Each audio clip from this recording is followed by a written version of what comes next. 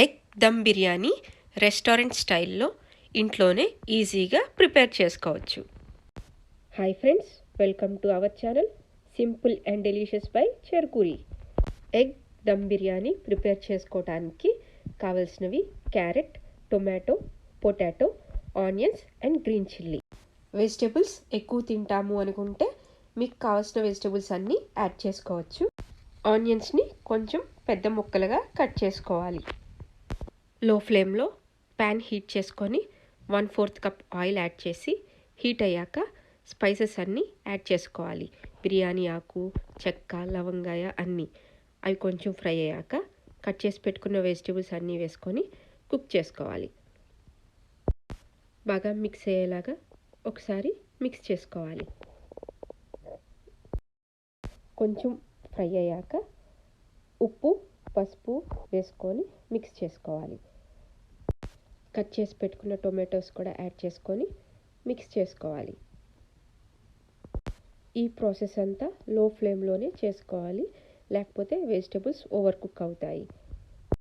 Vegetables అన్నీ 70% cook అయ్యాక garam masala 1 spoon, ginger garlic paste 2 spoons add చేసుకోవాలి.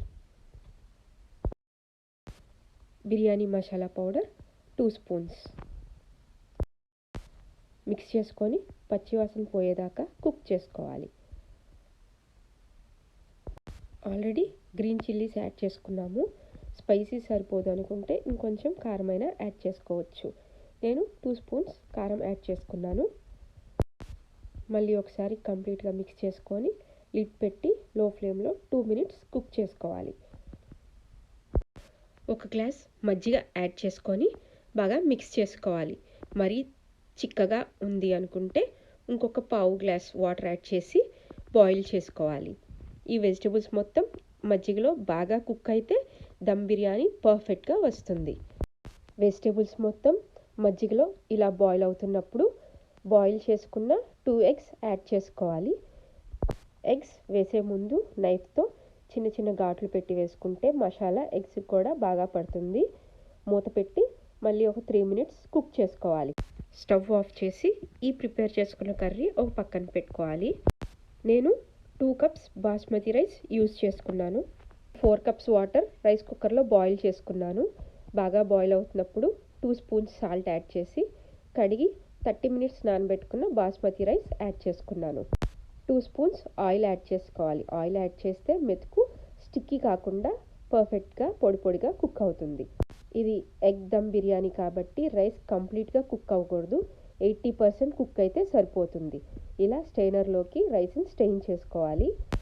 రైస్ బాయిల్ చేసుకున్నప్పుడే సాల్ట్ సరిపోయిందో లేదో చూసి దాని ప్రకారం సాల్ట్ కావాలంటే యాడ్ చేసుకోవచ్చు. వేరే ఒక ప్యాన్ తీసుకొని లో ఫ్లేమ్లో హీట్ చేసుకొని 2 to 3 స్పూన్స్ ఆయిల్ యాడ్ చేసి మనం ప్రిపేర్ చేసుకున్న కర్రీని వేసుకోవాలి. అడుగున కొంచెం లేయర్ లాగా వేసుకొని మనం ప్రిపేర్ చేసుకున్న రైస్ ఇంకొక లేయర్ లాగా యాడ్ చేసుకోవాలి. ఇలా మీరు ప్రిపేర్ చేసుకున్న క్వాంటిటీని బట్టి ఎన్ని కావాలంటే అన్ని లేయర్స్ వేసుకోవచ్చు. మధ్య మధ్యలో కొంచెం ఆయిల్ వేసుకుంటూ లేయర్ వేసుకోవాలి.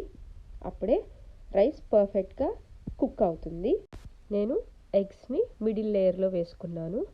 కర్రీ అంతా ఒకే చోట కాకుండా నీట్గా స్ప్రెడ్ చేసుకోవాలి. అప్పుడే అన్నం మొత్తం బిర్యానీ ఫ్లేవర్ వస్తూ చాలా టేస్టీగా రెస్టారెంట్ స్టైల్లో లాగా వస్తుంది. మిగతా రైస్ మొత్తం టాప్ లేయర్లో యాడ్ చేసుకోవాలి.